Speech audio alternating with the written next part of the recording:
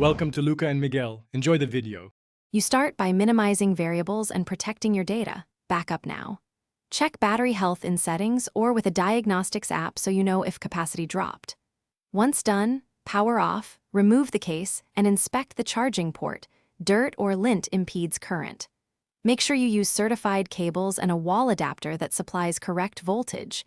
Cheap chargers cause slow charging or heat. These first steps isolate problems, so the next actions fix the root cause.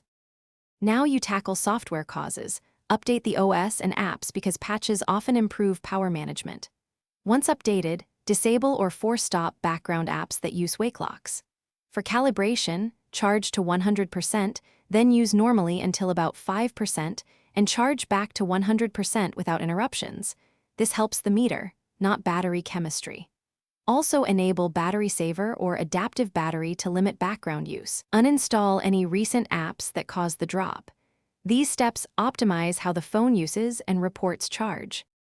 Finally, address hardware.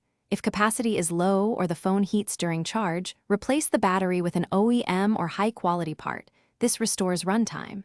Make sure the charger and cable deliver stable power. Replace frayed cables or bent connectors. Once replaced, test charging cycles and monitor temperatures.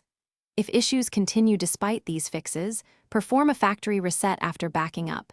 If that fails, take the device to a reputable repair shop. Troubleshooting tip.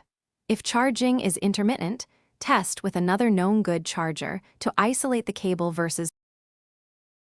Thanks for watching and please subscribe. It's the best investment you'll ever make.